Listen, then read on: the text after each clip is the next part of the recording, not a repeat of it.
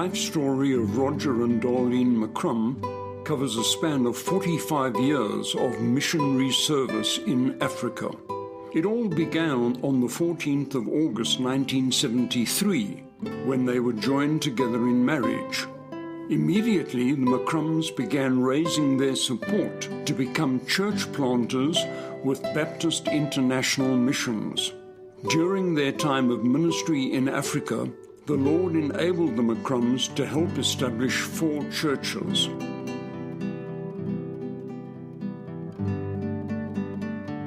The first stop on their missionary venture was Ghana in West Africa, where they served 4 years. They found the Ghanaians to be very friendly and open to the gospel. Though many of their converts were not blessed in a materialistic way, they were generous in their giving. They gave of their meager income and they gave of their time. The house of the Lord became a priority, and their faithful commitment to the Lord produced rapid spiritual and numerical growth. On any given Saturday afternoon, half of the church family gathered together for visitation, and they saw souls come to Christ every week. Over the years, the Lord has called out many men to preach, and several sister churches have been established since the McCrums left Ghana. Their hearts were saddened when the Lord made it clear that they were to say goodbye to their people due to Roger having several bouts of malaria and finding it difficult to carry on. It was time to venture onward and seek God's next special place of service.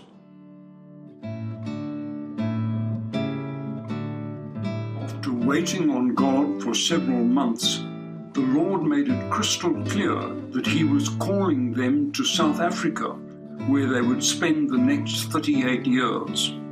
Their journey led them to a small town outside of Johannesburg called Croydon, where their stay would last 4 years.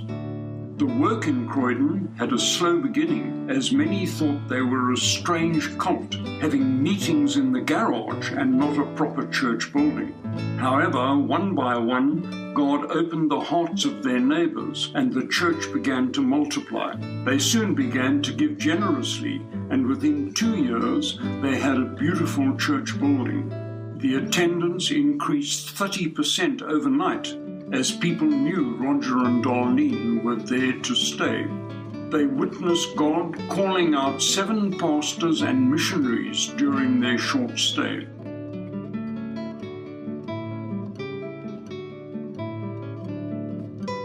Bill and Nina Meyer would become their first South African missionaries and would soon go with the McCrums to Somerset West. There they would work together to establish a work among the Cape Colours.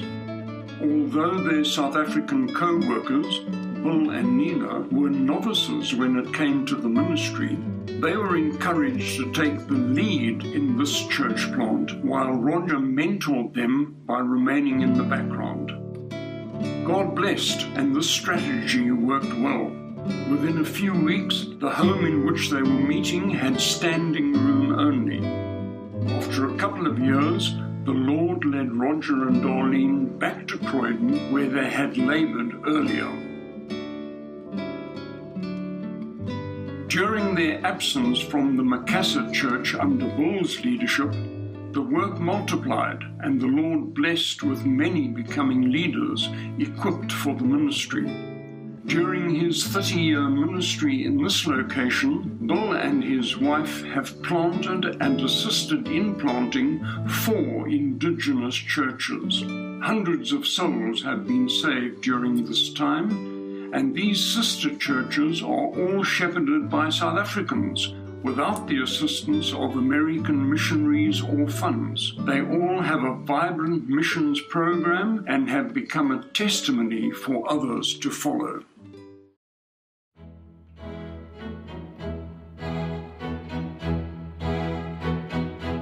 In 1994, God led the McCrums to what would become their final church plant. The city of Emalahleni, home of Faith Baptist Church, was unique from all the others. It would become the first and only multicultural, multiracial church. On any given Sunday, at least 10 different language groups are present.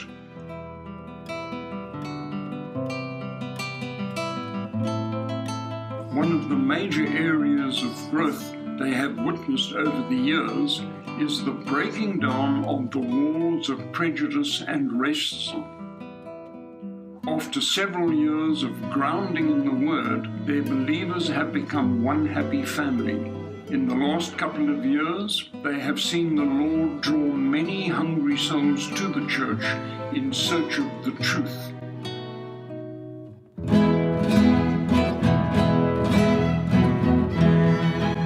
Nearly every Sunday, God sends first-time visitors, and many return as they receive a taste for wholesome spiritual food.